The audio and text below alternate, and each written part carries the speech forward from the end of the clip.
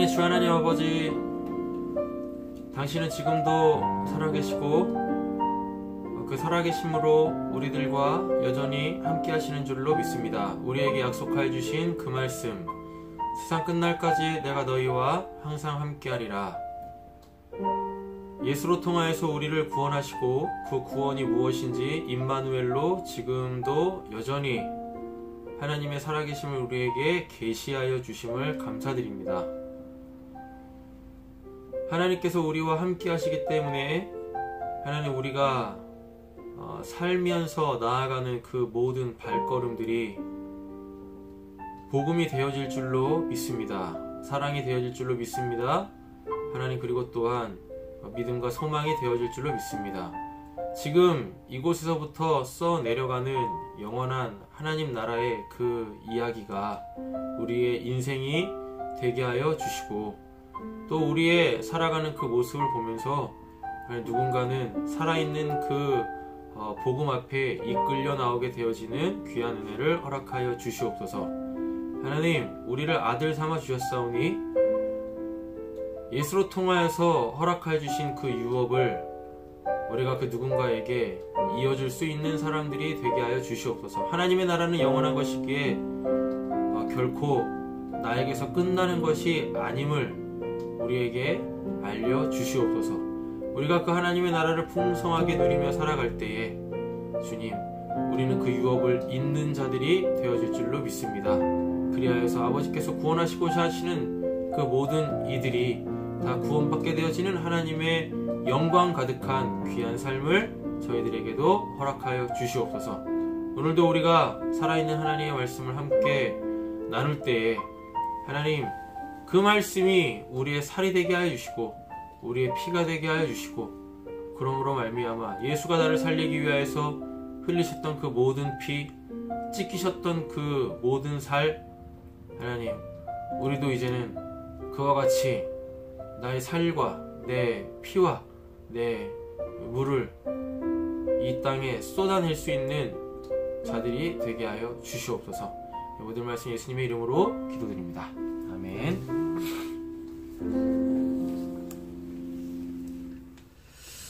예, 우리 말씀 함께 보도록 하겠습니다.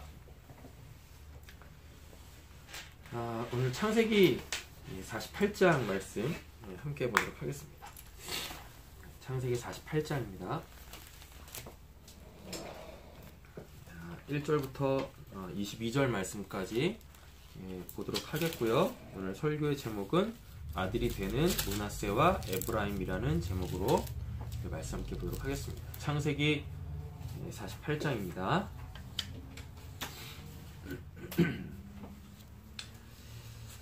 오늘 본문은요, 그 야곱이 요셉의 아들이죠. 요셉의 아들인 므낫세와 에브라임을 이제 축복하는 내용이 담겨져 있습니다.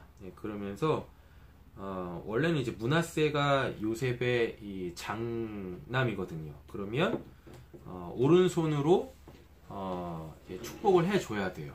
그런데 야곱은 요 므낫세와 에브라임을 이렇게 손을 어금 맡겨가지고 그렇게 축복을 합니다.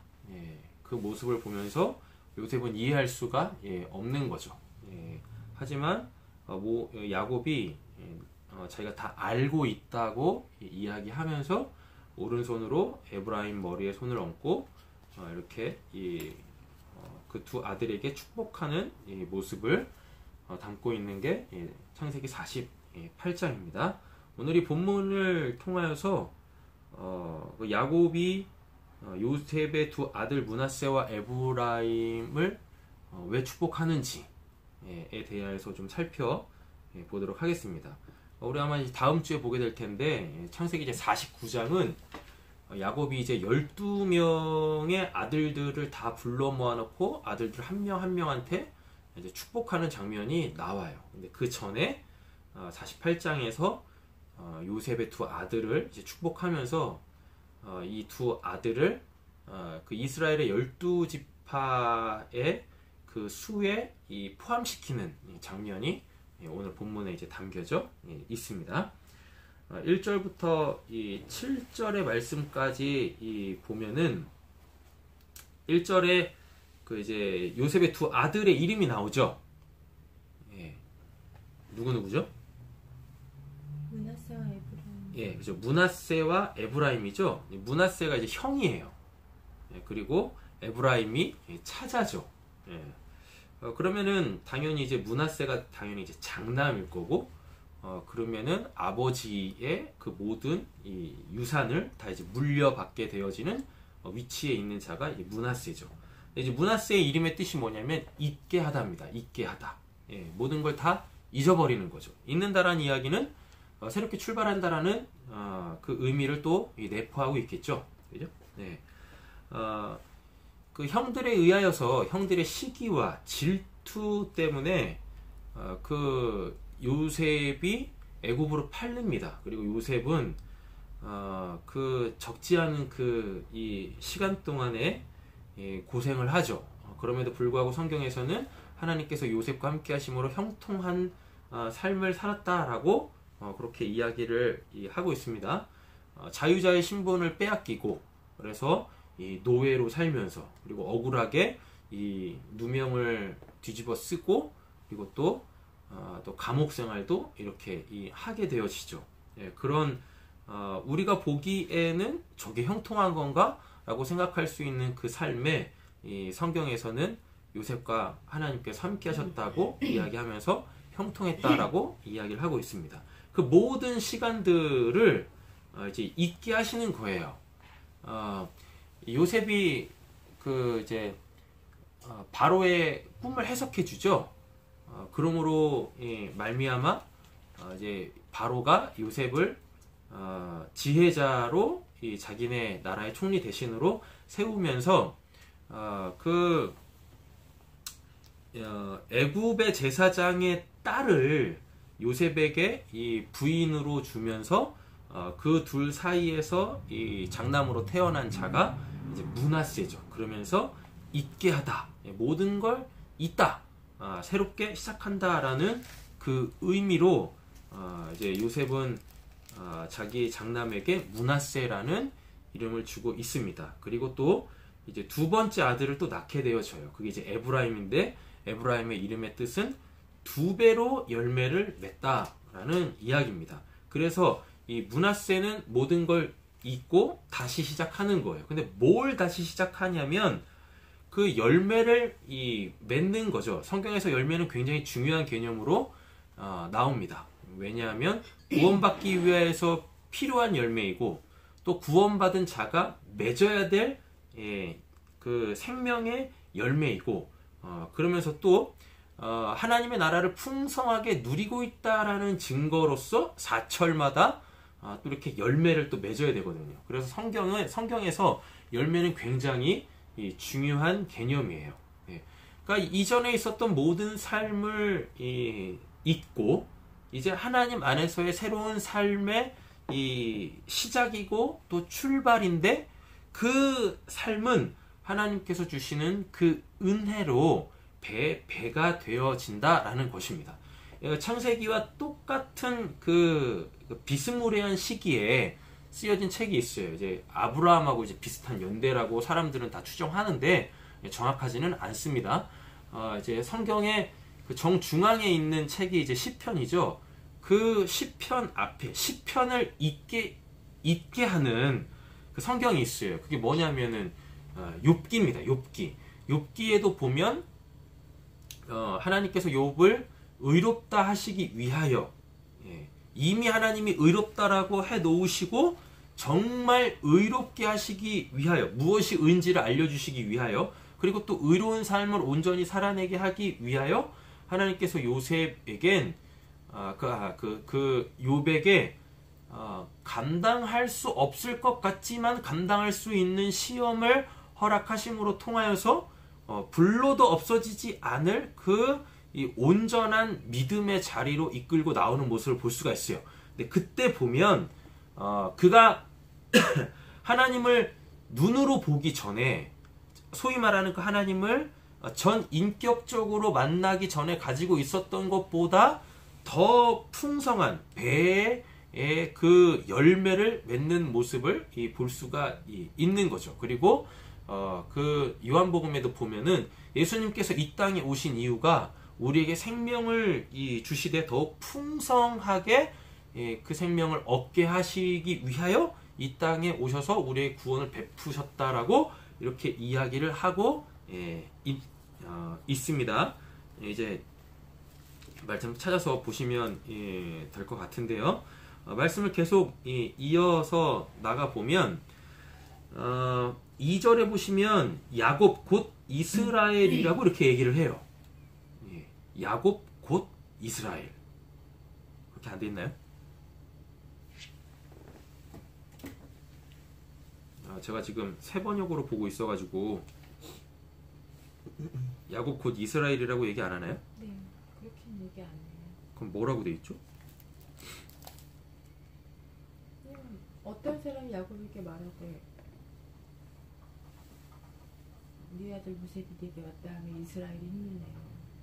마치 다른 사람인 것처럼 정황 성경에는 야곱 이스라엘 맞지?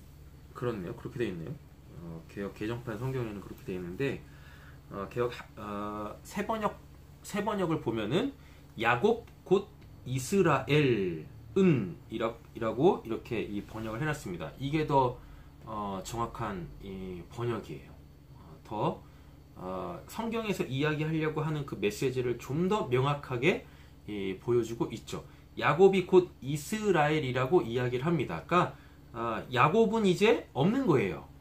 이제 뭐가 있는 거죠? 이스라엘이 있는 거죠.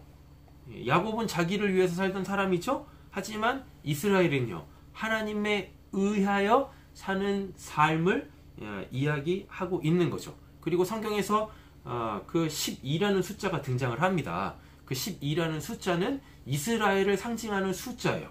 그러니까 우리는 우리의 기본적 개념은 1부터 시작해가지고 쭉쭉쭉쭉 숫자를 이어서 써 내려가는데 이스라엘의 숫자 계산법은 좀 달라요. 뭐냐면 10단위로 끊습니다. 10단위로 딱 끊어가지고 10 더하기 1, 10 더하기 2, 10 더하기 3 그러면 이제 이게 11, 12, 13 이런 개념으로 가는 거예요. 근데 우리는 그렇지 않죠. 우리는 1부터 그냥 착착착착착 있는 숫자만큼 세가지고 이만큼이다 라고 이야기하지만 이스라엘의 숫자 개념은 10개 단위로 묶어가지고 그 다음에 또 10개 단위, 그 다음에 또 10개 단위 이렇게 이 숫자를 세요. 그런데 우리나라에도 보면은 뭐 우리나라뿐만 아니겠죠. 하루가 24시간이죠. 하루가 24시간인데 낮 시간과 밤 시간을 12로 잘라가지고 그래가지고 그 12진법으로 우리는 시간을 세고 있어요. 12진법으로. 그리고 제가 아직도 기억하고 있는데 그러니까 이제 초등학교, 중학교 때부터는 샤프를 썼으니까 초등학교 때까지만 해도 그 이제 생일이 되면 그 항상 그리고 또 이제 연초가 되어지면 학기가 시작이 되어지면 항상 12자루가 들어있는 그걸 이제 한 타스라고 했었어요. 한 타스에 그 이제 이 연필을 사가지고 또 그 이제 선물을 주면서 이제 또 새로운 마음으로 이 공부하고 또 한 해를 시작하고 이런 것들이 있었어요. 네.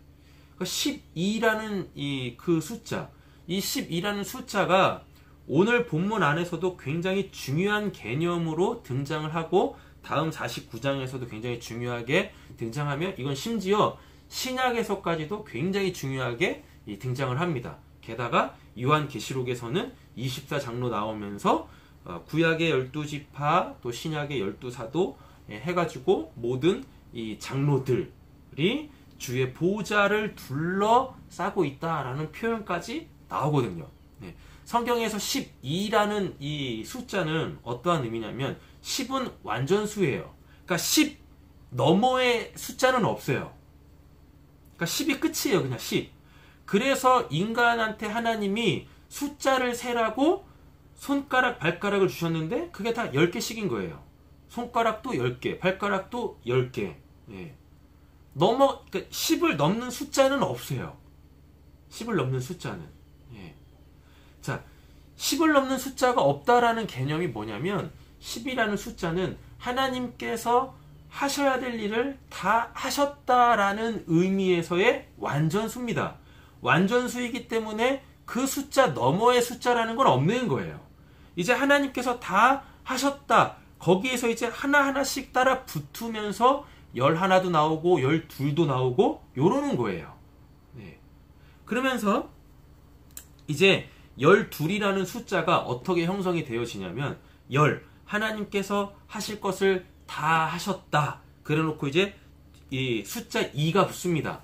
근데 원래 숫자 2라는 건 또 없어요. 우리한테는 하나, 둘, 셋, 넷, 다, 이렇게 숫자를 세잖아요. 그죠? 근데 성경의 그 숫자 개념은 하나에서 우리가 알고 있는 3으로 바로 가요. 그럼 여기 있는 이 두 번째 거는 뭐냐? 이 두 번째 거는 보이지 아니하는 모든 것의 근본인 그 하나가 눈에 보이면 그때 그걸 둘이라고 해요. 예. 그래서 1과 2는 짝입니다. 하나씩 이렇게 있는 게 아니에요. 하나씩 세는 게 아니에요.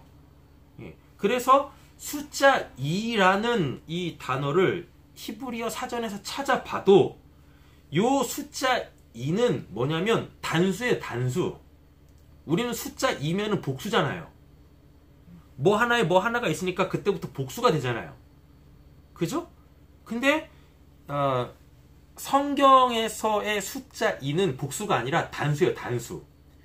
짝이에요, 짝. 그러니까 쉽게 말하면 원래 하나였던 것이 둘로 똑 쪼개져 있을 때 요거를 하나라고 하고 요걸 또 하나라고 하는 거예요. 예. 반쪽 이르죠. 근데 보면은 분명히 이렇게 두 개가 있잖아요. 그래서 하나, 둘 이렇게 하는 거예요. 예. 숫자 3부터 뭐가 되냐면 복수가 돼요. 예. 우리하고는 개념이 다르죠. 예. 근데 성경에서의 숫자 개념은 1과 2는 원래 하나예요. 예. 그리고 그 다음 거에서부터 이제 복수의 개념이 들어가서 3 이렇게 가는 거예요. 예. 그래서 10 하나님께서 하실 걸 다 하셨다. 그래놓고 2 이스라엘을 상징하는 숫자가 12니까 2는 뭐냐면 살아계신 그 하나님이 하실 거 다 하셨잖아요. 그럼 뭔가가 있어야 된다고요. 그건 하나님의 산물이에요. 예. 그게 바로 우리죠. 그게 바로 구원받은 성도죠. 맞죠? 그게 바로 교회란 말이에요. 교회. 우리 세인트 처치란 말입니다. 그 세인트 처치가 하나예요. 하나. 예. 근데 이 하나가 진짜 하나일 수 있는 이유는 이들을 하나 되게 하신 그 하나이신 한 분이신 하나님이 이들과 함께 있는 거예요. 그럼 이게 이때 2가 되는 거예요. 그래서 12가 하나님께서 다 하셨다. 뭘 하셨냐면 하나님께서 하나님으로 사는 사람들을 하나로 만드셨다. 그럼 그게 2가 되는 겁니다. 그래서 10과 2가 딱 달라붙으면 이제 이때 이게 12 이스라엘을 상징하는 12 숫자 야곱의 12명의 아들 예수님이 직접 불러내신 그 12명의 제자 곧 사도들이 되는 거예요. 이들로 통하여서 교회가 세워지고 이들이 바로 뭐가 되냐면 교회의 터가 되어져가지고 그 위에 하나님께서 짓고자 하신 하나님의 그 이 교회 하나님의 성전이 아름답게 하나하나의 사람들이 그 독립된 객체로서 그대로 존재하지만 하나의 하나님의 성전이라는 그 아름다운 하나의 그 건축물로 연합이 되어져 가지고 하나님의 나라를 세우는 거예요. 완성해 가는 거예요. 오늘 본문이 그걸 이야기하고 있는 거예요. 분명히 야곱한테는 12명의 아들이 있었습니다. 12명의 아들이 있었는데 그러면 이제 이스라엘이 완성이 된 거예요. 이스라엘이라는 하나님의 그 나라, 하나님의 백성이 완성이 된 거예요. 그런데 뜬금없이 야곱이 요셉의 두 아들 므낫세와 에브라임을 자기 아들로 삼아버려요. 그럼 아들이 총 14명이 돼버리는 거잖아요. 맞죠? 그럼 이게 이상해지는 거예요. 12명이어야 되는데 14명이 돼버린다고요. 그게 몇 절에 나오죠? 5절에 나오죠? 5절을 제가 세 번역으로 한번 읽어볼게요. 내가 너를 보려고 여기 이집트로 오기 전에 내가 이집트 땅에서 낳은 두 아이는 내가 낳은 아들로 삼고 싶다라고 이렇게 야곱이 요셉한테 이야기를 하고 있습니다. 자, 5절을 또 개역 개정판 성경으로 읽어볼게요. 내가 애굽으로 와서, 여기서 내가는 야곱이에요. 애굽으로 와서 내게 이르기 전에, 여기서 내게는 요셉입니다. 이르기 전에 애굽에서 내가는 요셉이죠. 낳은 두 아들 에브라임과 므낫세는 뭐라 그래요? 내 것이라 그래요. 내 것. 예. 자기 아들 삼겠다라는 이야기입니다. 그럼 지금 14명이 돼버려요. 14명이. 예. 그럼 언약하고 달라지는 거예요. 언약하고. 이스라엘은 12명이어야 하는데 이게 지금 뭐가 돼버린 거예요? 뜬금없이 야곱이 요셉이 낳은 두 아들을 자기 아들 삼아버림으로 통해서 14명이 돼버린다니까요. 예. 그러면은 그 언약상 2명이 빠져야 돼요. 2명이 빠지는데 누가 빠지냐면 레위와 다음에 요셉이 빠져나갑니다. 요셉이. 왜냐하면 히브리서를 보면은요, 요셉은 야곱의 장자라 그래요. 요셉, 그 야곱의 장자. 그럼 장자는요, 항상 뭘 하냐면 아버지의 유업을 받는 자인데, 아버지의 유업을 어떻게 받냐면 동생한테 다 넘겨줌으로 받는 거예요. 그러니까 자기가 누리는 게 없는 거예요. 희한해요. 하여튼 성경에 등장하는 장자는 분명히 아버지의 모든 걸 다 본인이 받게 되어지는 그 신분을 갖고 있음에도 불구하고 하나도 못 받아. 하나도. 예. 그리고 그걸 그 차남한테 다 넘겨줘요. 차남한테. 예. 그래서 오늘 본문의 결론이기도 하지만 장자는 유업을 받는 자고 차자는 유업을 잇는 자입니다. 잇는 자. 예. 자, 이제 성경의 스펙트럼을 넓게 보셔야 되는데 이제 이 출애굽기로 가보면 출애굽기 32장에서 이제 모세가 그 시내산에서 두 돌판을 받아 갖고 내려올 때 그 광야에서 시내산 이 시내 광야에서 이스라엘 사람들이 뭘 하고 있냐면 그 황금 송아지를 만들어 가지고 거기다가 이것이 우리를 애굽에서 인도해낸 우리 하나님이다라고 하면서 예배를 드려요. 예배를 드립니다. 그 모습을 보면서 하나님이 진노하시죠. 예, 엄청나게 진노하세요. 모세가 그걸 알았어요. 이러다가는 우리 이스라엘 백성들이 다 죽겠구나.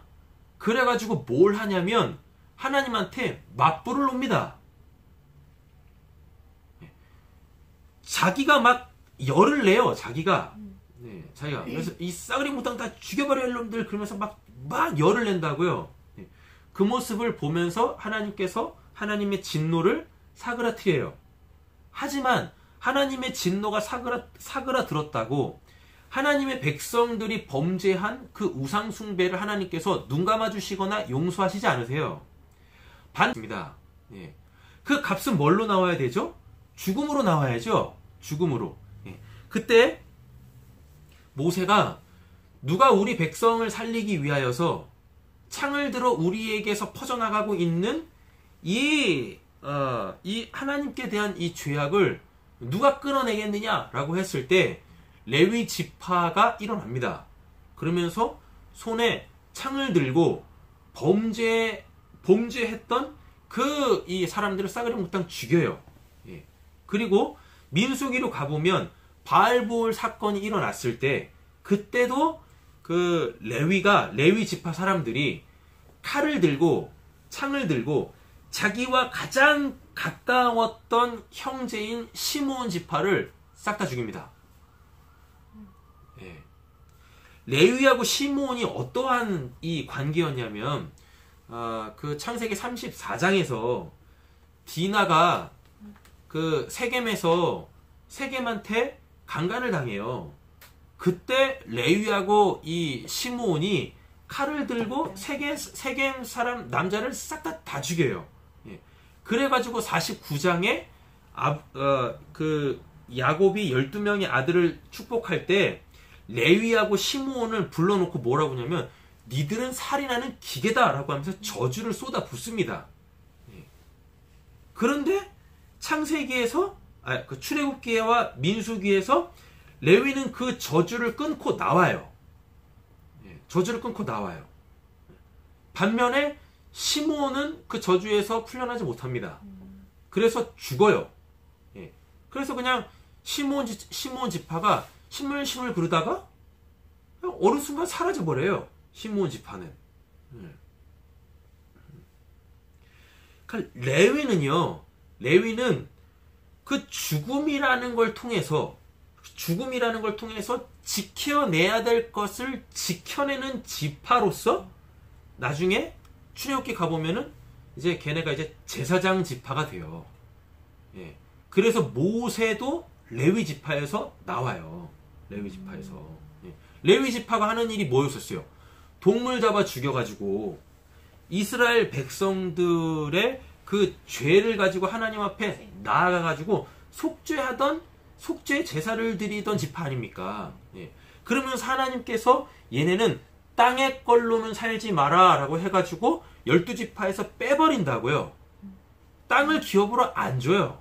땅을 기업으로. 그래서 예, 하나님 자체가 기업입니다. 하나님 자체가 기업이란 얘기는 11조로 먹고 살아라 라고 해가지고 걔네만 따로 뺀다고요. 그러면서 12지파에서 그 한 지파가 빠져버리는 거예요. 레위 지파가. 그러면 그 자리를 메꿔야 될 누군가가 있어야 될 거 아닙니까? 그게 바로 누구냐면 므낫세인 거예요. 에브라임인 거예요. 그리고 요셉도 빠져나가요. 왜냐하면 요셉이 누구니까요. 진짜 야곱의 장자니까. 예. 장자는 항상 죽음으로 나옵니다. 죽음으로. 예. 그리고 요셉은 특별히 예수님의 모형이에요. 앞으로 오실 예수님의 그 모형이란 말이에요. 모형. 예. 그래서 그 12지파에서 빠져요. 예, 빠집니다. 우리적 개념에서 보면 요셉이 예수님의 오실 메시아의 모형이라면 요셉 지파에서 예수님이 나와야 되는데 요셉 지파에서 나오지 않고 유다 지파에서 예수님이 나와요. 예. 그리고 더 놀라운 건 예수님의 아빠 이름이 뭐냐면 요셉이에요. 그런데 요셉의 씨로 나지 않습니다. 예. 예. 성령의 씨로 마리아에게서 나오죠. 그 마리아가 유다 지파 여자거든요. 예. 그래서 그래서 그 이스라엘의 12라는 숫자에서 레위와 요셉이 빠져나가요. 그 자리를 채우기 위하여 누가 들어가냐면 요셉이 빠졌으니까 그의 두 아들인 그 므낫세와 에브라임이 그 12지파의 숫자에 들어가서 그 야곱의 유업을 받아서 있는 지파가 되는 거예요. 그렇게. 예. 그래서 이런 것 때문에 신약에서도 이와 비슷한 사건 하나가 있었어야 되는 거예요. 그게 뭐냐면 사도들 12명 12명의 제자를 부르시죠. 그 중에 한 명이 빠지죠. 마띠아. 예. 가룟 유다가 빠지죠. 예. 그러면서 11명이 되어지죠. 거기를 누가 채워요? 마띠아가 채우죠. 그런데 진짜로 채우는 건 누구였었어요? 사도 바울이 채우죠. 2명으로 채워지는 거예요. 그렇게. 예. 그래서 구약과 신약은 데칼코마니죠. 예. 구약에서 있었던 사건은 반드시 신약에서 다시 한번 재차 이루어지면서 그게 뭘 의미하는지를 우리에게 정확하게 보여주고 있다라는 것입니다. 예. 그러면 12지파에서 므낫세와 에브라임이 끼어들어 간다라는 것은 그가 야곱의 아들들로서 포함되어진다라는 것은 이전의 것은 다 잊고 이제 하나님께서 주시는 새 생명, 세상에서 살던 삶은 이제 더 이상 잊고 하나님 나라에서 하나님의 생명을 풍성하게 누리는 그 공동체, 그 교회, 그 구원받은 성도의 삶으로서 하나님께서 우리를 축복해 주신다라는 거예요. 창세기 48장이 갖고 있는 의미가 바로 이런 내용인 거죠. 12. 하나님께서 하실 것 다 하셨어요. 2를 채워 넣어야 돼요. 2를. 하나님께서 우리가 지금까지 살아왔었던 그 옛적 삶을 다 잊게 하시고 뒤로 하시고 하나님의 생명으로만 풍성하게 살게 하시는 그 삶을 살게 하시는 것. 그래서 이가 빠지고 다시금 이가 들어가서 이스라엘을 온전케 하는, 이스라엘을 완성케 하는 그러한 장면이 오늘 이 야곱이 요셉의 두 아들을 축복하고 그 두 아들을 자기 아들 삼는 것에서 전하려고 하는 메시지이다 라는 것입니다.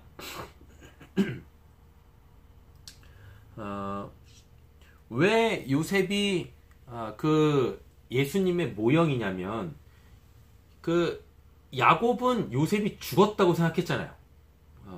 그러면서 요셉을 만났을 때 뭐라고 하냐면 죽었던 내 아들이 살아 돌아왔다 라고 그렇게 얘기를 해요. 예수님이 어떠셨어요?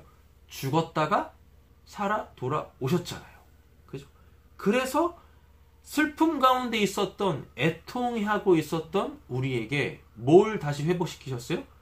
기쁨을, 감사를 회복시켜 주셨잖아요. 그래서 요셉도 12지파에서 빠지는 거예요. 예수님의 그 모형으로서 빠지는 겁니다. 이렇게.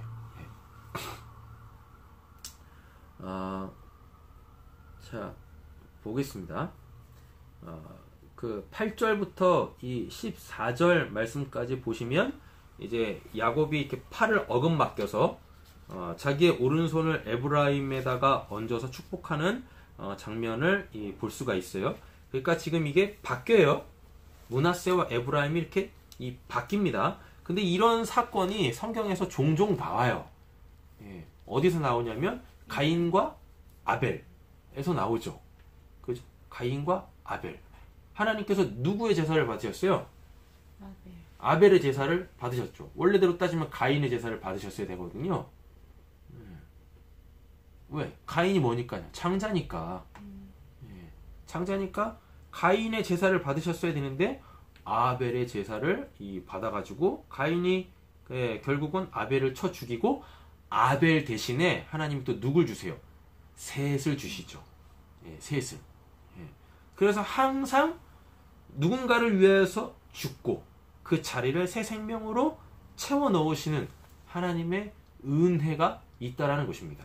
그래서 예수님께서 또 우리한테 뭐라고 하시냐면 자기 십자가 지고 나를 따를 것이니라 라고 그래요. 자기 십자가가 뭐니까요? 죽음이니까요. 그리고 또 예수님께서 요한복음에 뭐라고 그러십니까? 친구를 위하여서 목숨까지 내어주며 사랑하는 것이 최고의 사랑이다 라고 얘기해요. 예수님께서 우리에게 그렇게 하셨으니까. 예수님이 우리를 친구로 불러주셨잖아요. 요한복음 14장에 보면 이제 더 이상은 내가 너희를 종이라 하지 않고 내 친구라 할 거야. 친구는 하나님께서 나에게 주신 그 모든 말씀을 통하여서 하나님의 마음을 아는 것이다. 하나님의 그 뜻을 아는 것이다.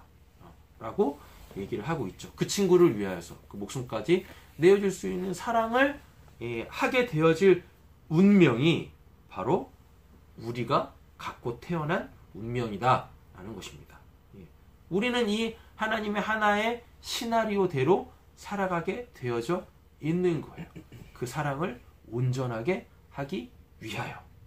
아니, 나라는 사람 자체가 하나님의 사랑이시듯 그 사랑이 되게 하시기 위하여 하나님은 지금도 우리에게 역사하고 계시다라는 것을 믿어 의심치 말아야 할 줄로 믿습니다.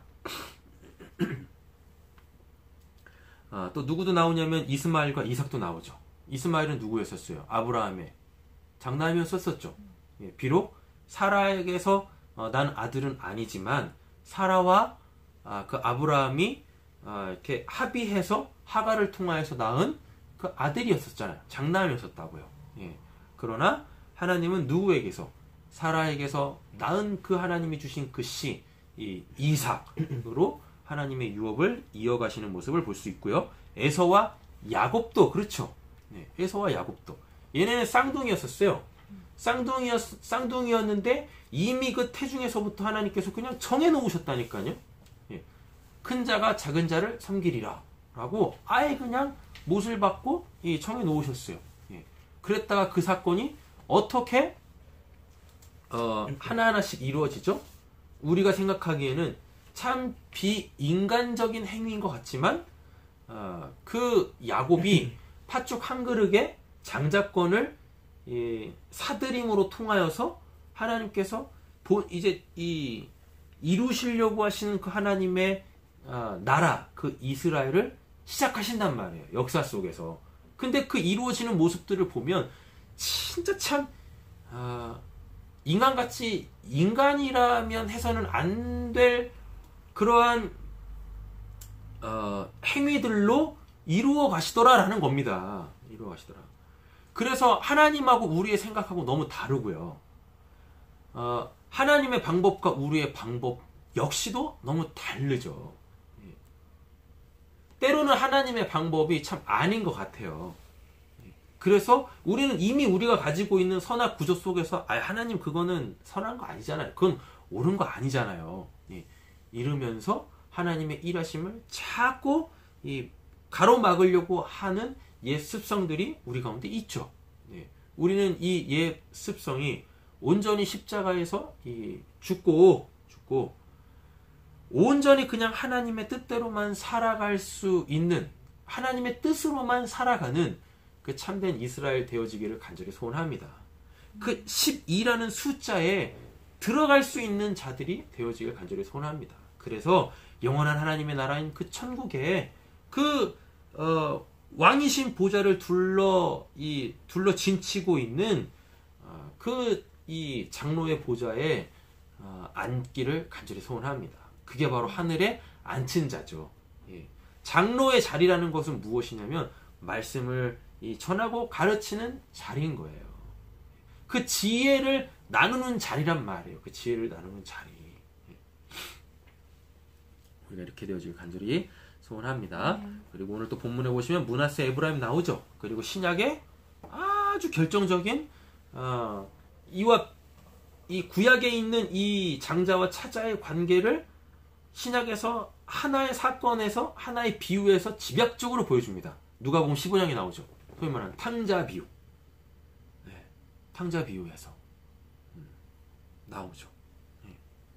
그리고 또 이제 사도 바울이 이런 것들을 다 깨달아 알아가지고 그의 서신서에서 우리에게 또 이야기를 해줍니다. 뭐라고요? 예수와 성도와의 관계.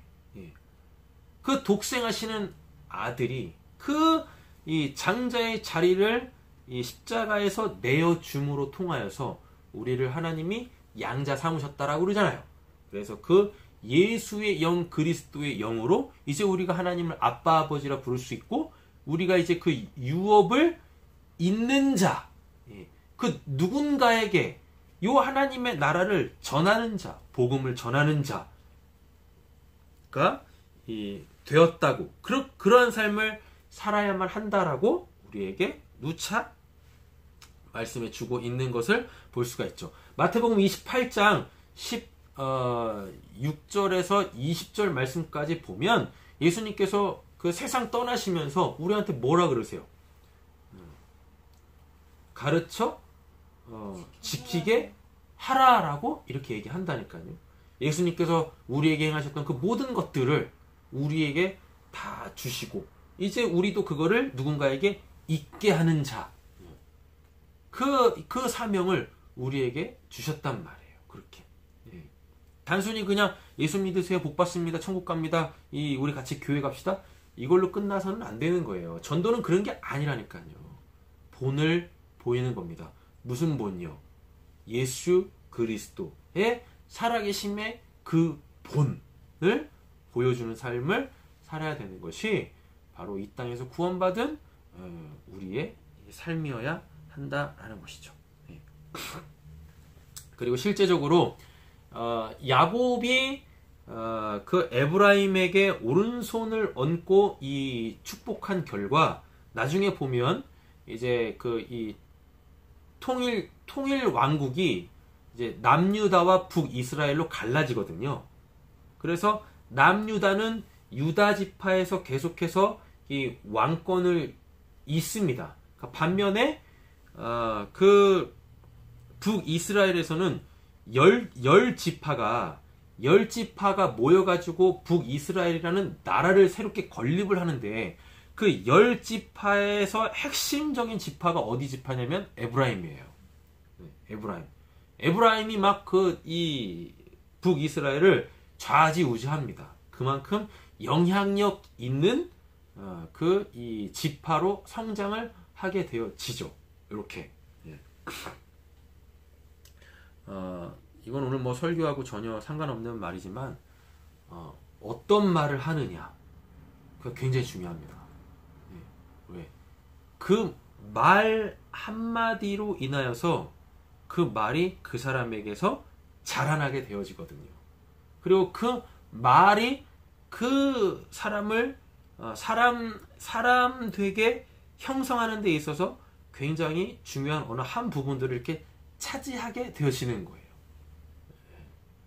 그래서 우리는 말을 잘 해야죠. 말이라는 걸. 특별히 누구한테요? 원수에게. 그래서 우리가 이제 지난주에 이 말씀도 봤었지만 지난주가 세상을 축복하는 성도였었잖아요. 그래서 예수님께서도 또 이 신약에서도 우리한테 계속해서 뭐라 그래요? 예. 너희 원수를 위해서 이 기도하고 그들을 위하여 축복하라 라고 얘기하잖아요. 예. 쉽지 않죠. 그러나 우리는 해야 됩니다. 예, 해야 되죠. 진짜 이루어질 그 말들을 하나님 안에서 믿음으로 선포하시기를 간절히 소원합니다. 예. 자, 15절, 16절 말씀 보시면 이것도 제가 세 번역으로 한번 읽어볼게요. 야곱이 요셉을 축복하였다. 나의 할아버지 아브라함과 아버지 이삭을 보살펴 주신 하나님, 내가 태어난 날부터 오늘에 이르기까지 나의 목자가 되어 주신 하나님. 이제서야 야곱이 그 므낫세와 에브라임을 축복하면서 이제 할아버지와 아버지의 하나님이 아니라 자기의 하나님이라고 고백을 해요. 이제서야. 예, 이제서야. 나의 목자가 되어주신 하나님. 그리고 16절에 온갖 어려움에서 나를 건져주신 천사께서 이 아이들에게 복을 내려주시기를 빕니다. 여기서 천사는 하나님 뜻하거든요. 예, 눈에 보인 하나님을 창세기에서는 천사 이렇게 표현하거든요. 예. 나오나요? 개역 개정에서도? 여호와의 사자. 예, 여호와의 사자. 여호와의 사자는 예수밖에 없죠. 예, 예수밖에 없죠. 예. 지금 야곱은 요셉의 두 아들을 축복하면서 자기 인생을 회고하고 있어요. 자기 인생을 회고하면서 자기와 하나님과의 관계에서 하나님이 어떠한 분이신지를 이제서야 고백하고 있다는 얘기입니다. 뭐라고요? 나의 목자이시고 모든 환난 가운데서, 예, 모든 어려움 가운데서 나를 건지신 분이라고 이렇게 고백하고 있죠. 예. 그럼 한번 이 시점에서 질문을 한번 던져보고 우리 말씀을 정리하도록 하겠습니다. 찬이야, 너가 만난 하나님은 어떤 하나님이시니? 오늘은 질문이 없을 줄 알았지.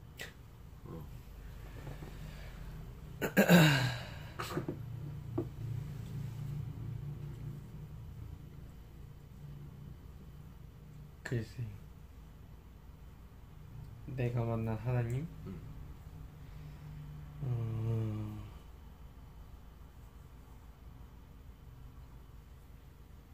내가 만난 하나님. 목사님이 만난 하나님은 무슨 하나님? 그렇게 묻지 마. 아무 의미 없어. 지금 너한테. 너가 만난 하나님은 어떤 하나님이야? 위로해주는 하나님. 아, 언제 위로해 주셨어? 뭐 힘든 일 같은 게 있을 때. 너한테 힘든 일은 어떤 거지? 네, 어떤 뭐. 일이지?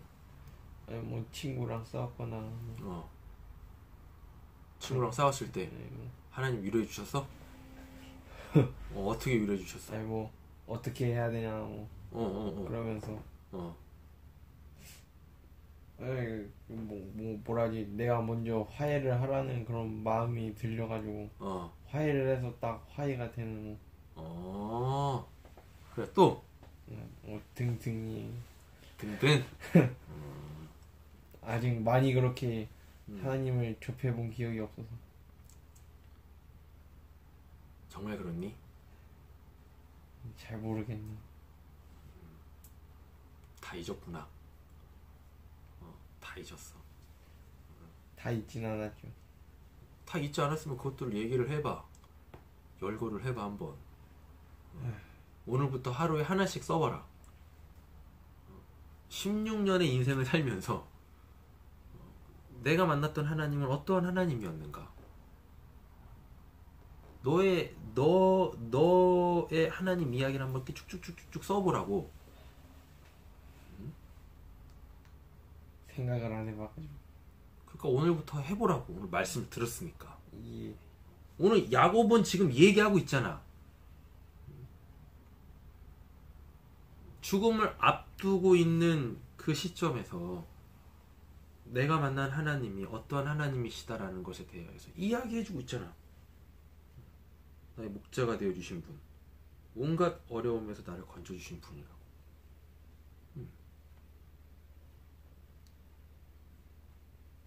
이런 고백이 이렇게 쉽게 나오는 건 아니야. 그냥 이렇게 딱 두 가지 내용으로, 목자, 어려움에서 나를 건져주신 분, 딱 두 가지로 나오는데, 성경이 지금 이렇게 짤막하게 쓰고 있어서 그렇지, 요거를 쫙 풀어보면 야곱이 살면서 어려웠던 모든 순간순간마다 하나님께서 역사하셨던 그 이야기를 지금 다 하고 있는 거라고. 요셉아, 아버지가 이런 어려움이 있었는데 그때 하나님께서 이렇게 도와주셨었어. 그때는 몰랐었어. 다. 이런 어려움이 있었었는데 그 어려움 가운데서도 하나님이 도와주셨었어. 그럼 지금 다 얘기해주고 있다. 다. 목자라는 이야기는 뭐냐면 아버지 집에 있을 때부터, 이삭의 집에 있을 때부터 그 요셉에게 오기까지의 그 모든 여정을 인도하신 분이 지금 나의 목자가 되어주신 분이라고 얘기를 하는 거야. 아버지 집에 있었을 때, 삼촌 집에 있었을 때, 삼촌 집에서 나와가지고 이 세겜에 있었을 때, 엘베델로 돌아갔을 때, 다음에 아버지 집으로 다시 돌아갔을 때, 그리고 요셉을 만나기 위하여 애굽에 오게 되어진 그 모든 여정, 이게 다 하나님께서 인도하신 거였었다. 이 순간순간마다 수많은 어려움들이 있었는데 그때마다 이렇게 나를 도와주셨다. 그 고백을 하고 있는 거야. 그런 구체적인 내용들을 그냥 하나님이 나의 목자셔. 하나님의 모든 어려움 속에서 나를 건져주셨어. 왜? 이미 성경에서 그 얘기를 다 써놨기 때문에 오늘 이 48장에서는 그냥 이렇게 짤막하게 두 가지로 이렇게 딱 요약 정리해서 써준 거야. 근데 지금 야곱은 요셉한테 목자, 모든 어려움에서 나를 건져주시면 이렇게 짤막하게 얘기한 게 아니라고. 긴 시간 동안에 하나님이 이렇게 도와주셨어. 하나님이 이렇게 도와주셨어. 하나님이 이렇게 도와주셨어. 그걸 다 기억해서 하나하나 다 이야기해주고 있는 거라고. 하나님은 그렇게 모호하고 추상적인 분이 아니죠.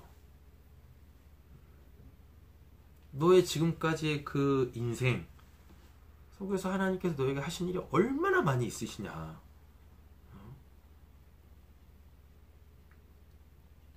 1년에 한 번씩은 꼭 자전거를 타다가 이 사고가 나는데 머리통이 안 깨지고, 그러잖아? 얼마나 감사해. 근데 깨닫는 게 없네. 그지?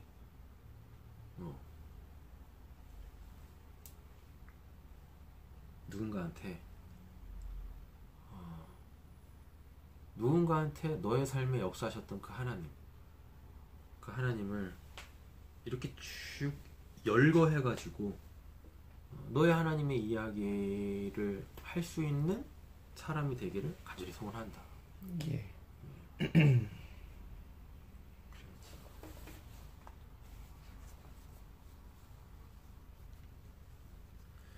17절부터 내가만 저한테는 왜 안 물어보세요, 그래서? 전사님 어떠십니까? 우리 둘 같이 앉아 있으면 저한테도 물어보셔야죠. 네. 전도사님 만난 하나님은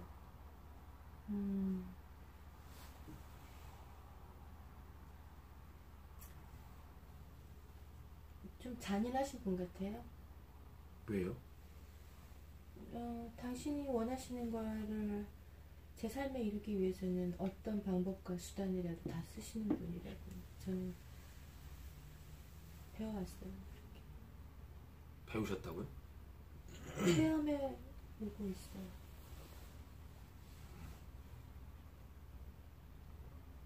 그렇게 만난 하나님의 그 마지막 모습은 어떤 모습일까요?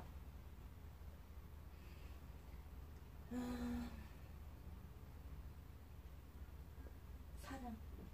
네. 아가서에 나오잖아요. 질투는 소울같이 잔인하며 사랑은 죽음같이 강하고. 네. 불길같이 일어나니 그 기세가 여호와의 불과 같습니다. 그죠?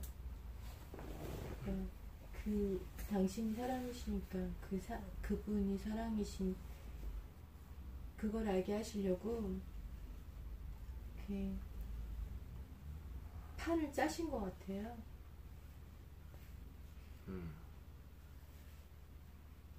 그래서 하나님만 의지하고 제가 좋아하는 구절은 거친 들판을 올라오는 여자, 그 자가 누구인가? 네. 사랑하는 자를 의지하고. 그러니까 아버지는 제가 그 어떤 사람이나 어떤 물건이나 이 세상에 존재하는 그 어떤 것에도 당신보다 더 많이 사랑하는 걸 절대 원치 않으세요. 그거를 저에게 처음부터 가르치셨지만 시간이 갈수록 더 깊게 이렇게 좋은 글씨처럼 원래 새겨져 있었는데 내 마음에 내 영혼, 아니 나의란 존재에 그 아버지가 원래 새겨져 있었는데 그걸 제가 못 느끼고 애써 무시하고 합리화하다가 내가 원래 네 안에다 새겨 넣었거든 이라고 이제 말씀하시는 것 같아요.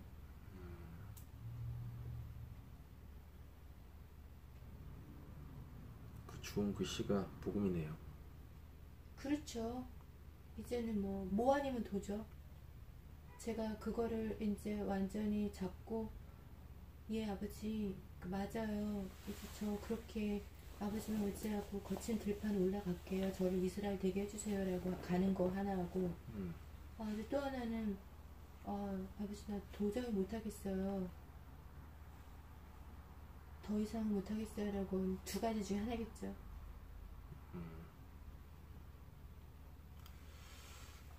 두 가지 중에 하나가 아니지 않지 않나요? 제 생각에는 아버지는 워낙 잔인하셔서 집요하셔가지고 아주 집요하시거든요. 그래서 제가 옵션을 두 번째 걸 택한다 하더라도 결국에는 당신이 원하시는 쪽으로 이끌어 갈 거라는 것도 알고 있어요. 네. 길은 하나밖에 없습니다. 그렇죠.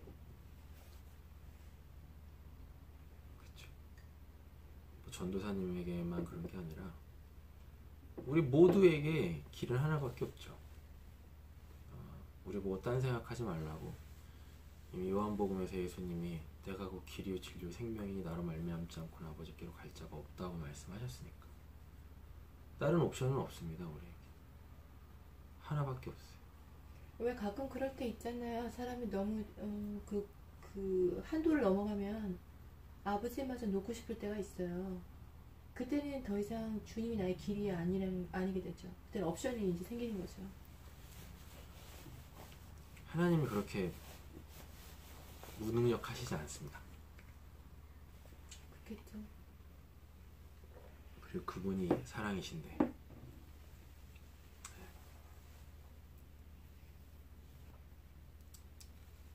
사랑은 결코 포기하지 않죠. 하나님이 우리를 포기하셨다. 나 때문에, 나라는 사람 때문에 하나님이 나를 포기하셨다면 이 세상에 구원받을 사람이 어디 있겠어요? 한 명도 없어요. 그렇죠. 네, 한 명도 없어요. 자기의 어떠함으로 구원받는 사람은 단 한 명도 없습니다. 다만 자기의 그 어떠함이라는 거를 알았을 때, 자기 스스로가 자기 모습을 보며 인지했을 때, 그때 비로소 찾는 하나님이 진짜 하나님을 찾는 타이밍입니다.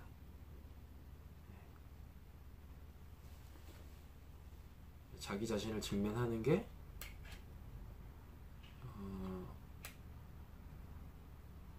보면 많은 사람들이 자기 자신을 직면하는 걸 싫어하는 것 같아요. 그렇죠. 근데 많은 경우 그런 것 같아요. 많은 경우일 수도 없겠다. 아니, 찬이 네가 얘기 들어봐. 만약에 너한테 진짜 어떤 상황이 생겼어. 친구를 통해서 어떤 상황이 네가 딱 마주쳤는데 누가 봐도 좀 네 친구가 잘못했어. 근데 누가 봐도 객관적으로. 근데 그것마저도 하나님이 쓰신단 말이지. 지금 목사님 말씀은 상황을 자기 자신을 제대로 이렇게 보는 거를 사람들이 싫어한다고 했잖아. 내 스스로를 정확히 보는 거에 대해서. 솔직히 내 스스로에 대해서 이렇게 나 이런 사람이라고 솔직하게 막 이렇게 얘기하는 거가 두려워서 그런 건가? 아니면 인정하기 싫어서 그런 건가? 아니면 너무 사람마다 다르겠지만 자기가 누군지 일단 몰라요. 그건 그런 것 같아. 예. 인정하고 싶지 않다 뭐 이런 걸 떠나서 자기 자신이 누군지 몰라요. 왜 모르냐면 이미 살아온 그 오랜 시간 동안에 이게 나라고 하는 인식이 이미 생겨있기 때문에 그래요. 난 이런 사람이고 이렇다. 예. 이럴 땐 이렇게 했었고 이럴 땐 이렇게 했기 때문에 난 이런 사람이야다라고 이미 자기 인식을 가지고 있죠. 근데 그거는 내가 아니거든요. 그건 환경에 의하여서 내가 적응한 그냥 나 아닌 나일 뿐이에요. 삶의 방식일 뿐인 거예요. 그건. 그러니까 예. 간단히 말씀드릴게요. 우리가 살아가면서 서로 간에 이렇게 그 주고받는 따뜻한 말 한마디라든가 위로의 말. 예를 들어서 찬이가 울고 있는데 갑자기 친구가 와가지고 계속 자기 얘기 웃긴 얘기만 하고 있는 거예요. 얘는 너무 슬퍼서 울고 있는데, 아니면 뭐 자전거 사고가 나가지고 누워있는데 와가지고 누가 봐도 너무 어이없는 말을 하고 있는 거예요. 그러면 찬이 마음속에 아 진짜 이건 좀 아니잖아 라고 충분히 누가 봐도 그런 생각이 들 수 있어요. 근데 하나님은 그거마저도 사용하시나요? 무엇을 위하여? 무엇을 위하여? 예. 모든 게 우연이 아닐 텐데. 그죠? 그러면 마치 욥이 그러고 있는데 친구들이 와서 뭐라고 했던 네. 것처럼 네. 누가 봐도 참 쟤네들 너무한다. 어떻게 친구가 저렇게 저럴 수가 있지. 그것도 굉장히 친한 친구인데. 네. 그럼 찬이 입장에서는 그걸 어떻게 받아들여야 돼요? 화를 내도 되는데 찬이가 충분히 누가 봐도 공감이 돼요. 화가 낼 만한 네. 상황이야. 네. 아니면은 야 너 진짜 내 친구도 아니다. 너가 이 정도인지는 몰랐다. 기본도 안 지켜주나. 이렇게 얘기할 수 있어요 찬이가. 네. 그러면은 이럴 때 하나님께서 도대체 그 원하시는 그 시나리오의 결과가 뭐예요? 자신을 통해서? 뭐 인내심을 기르시려고 하는 거예요? 아니면은 자아를 깨트리시려고 하는 거죠? 전 그게 궁금한 거예요. 천만에요. 그러면 진짜 위로자가 누군지 알게 하시는 거죠. 아, 네. 인간한테 위로를 바라지 말라? 네. 기쁨이 어디 있느냐? 나아짐이 뭐냐? 아,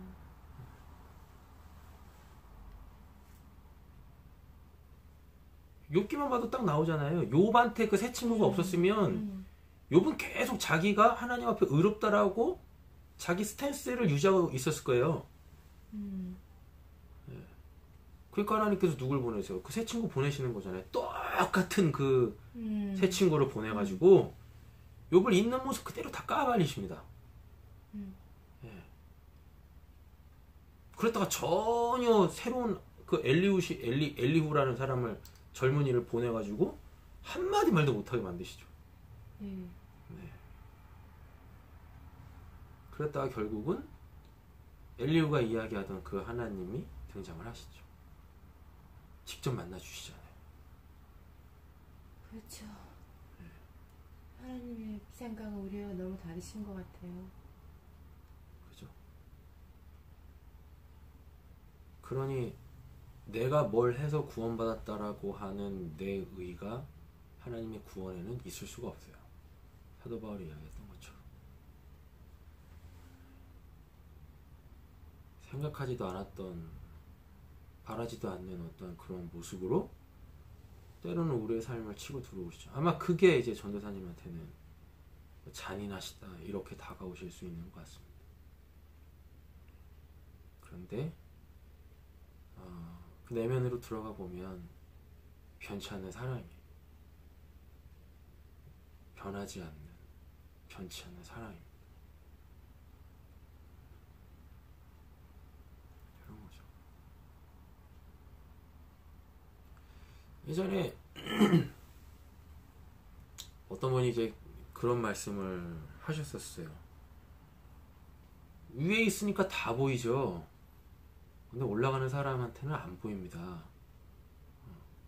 그러니까 맨 위에서 다 보이는 거를 말씀하지 마시고 올라가는 사람한테 보이는 걸 말씀하세요 라고 얘기를 하시더라고요. 근데 보이는 걸 얘기할 수밖에 없는 거예요. 네. 보이는 거. 혹시 이해했어? 무슨 말인지?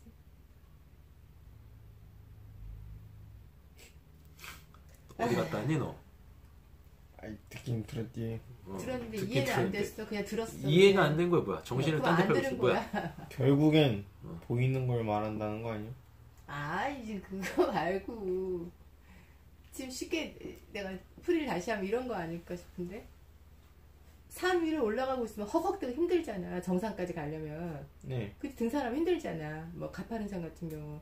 그러면은 이제 옆에서 누가 이렇게 주변에 같이 올라가면서 이렇게 아니면 위에 올라간 사람이 올라온 사람 이렇게 보면서 힘내라고 조금만 더 하면 영차 응원해 줄 수 있잖아. 네. 근데 그런 거는 아예 하지도 않고 오히려 막 찬물을 팍팍 끼얹어 저 위에서. 왜냐 그 사람은 다 보이거든. 그 아래에서 올라오고 있는 사람은 모든 게 보이는 거야. 이미 하늘에 앉힌 자라고 쉽게 얘기하면 그렇게 될 수도 있겠네. 그러니까 어떤 위로나 뭐 응원 이런 메시지가 아니라 오히려 더 가시도 치고 너무 어이없는 말을 막 위에서 퍼붓고 있네? 그러면 올라가는 사람 힘이 나겠어? 안 나죠. 더 열받잖아. 에이씨 이러고 솔직히 다시 내려가고 싶잖아. 그런 사람도 있다고. 근데 그런 게 아니라는 거야. 단순히 그런 차원이 아닌가요? 제가 한 얘기가? 맞아요. 네. 그런 거 같아. 그러니까 보이는 걸 말할 수밖에 없다는 얘기는 다시 말해서 있는 그대로 말하라. 있는 그대로 말한다는 건가? 있는 그대로? 아니 그 보이는 게 그러니까 있는 그대로 말하려면 힘든 사람이 보여야지. 지금 올라오고 있는 힘들어하는 그 사람을 봐야지. 아니 그러니까. 그럼 위로해줬어야지. 사실은 우리의 정서상 사람과 사람 관계에서는 그게 맞지 않을까 싶어. 아닌가? 우리 보통 그걸 바라잖아요. 위로해주고 조금만 더 힘내. 그러면 여기 올라올 거야. 막 그래야지 힘나서 올라갈 거 같은데 오히려 막 엉뚱한 말 한다니까? 네. 그럼 열 받잖아. 네. 그러니까 보이는 걸 말하는 게 아니야. 저 위에 있는 사람은 지금. 그럼 그걸 어떻게 자기한테 이해를 시켜야 되지? 보이는 걸 말하는 게 아니고, 그러니까 눈에 보이는 걸 말하는 게 아니고. 좀 더 잔인하게 제가 말씀드릴게요. 정상에 올라가 있는 사람은 보이는 것만 얘기하는데 그 보이는 건 올라가고 있는 사람은 결코 볼 수 없는 것만 얘기합니다. 그러니까 그 사람만 보이는 거네. 이미 올라간 사람만 보이는 거. 나는 절대 볼 수 없는. 나는 보이지 않고 그게 아직. 정상이 아니니까 보이지 않죠. 그렇게 열받은 거지. 보이는 것만 얘기하게 돼 있어요. 왜냐하면 정상에 올라가 있는 사람도 똑같이 그 과정을 밟아갖고 왔으니까요. 밟아갖고 왔으니까. 그리고 결국 그 정상이 그 사람의 목적지라는 거를 누구보다도 아니까요. 보이는 것만 얘기할 뿐입니다. 네.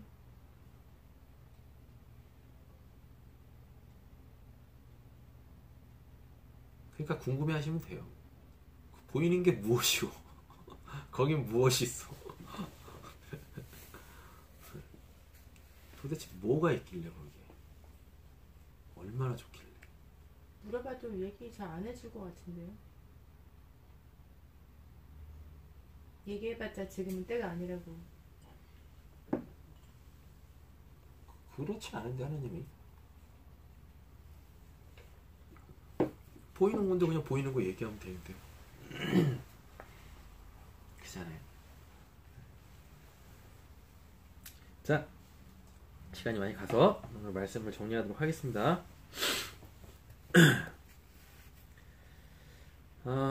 19절에 그 아우가 형보다 더 크게 되고라고 다시 한번 이렇게 못을 딱 받고 있는 것을 성경을 통해서 볼 수가 있습니다. 오늘 말씀 정리하겠습니다. 하나님은 성도의 모든 고난 속의 고통과 슬픔을 기쁨으로 바꿔주세요.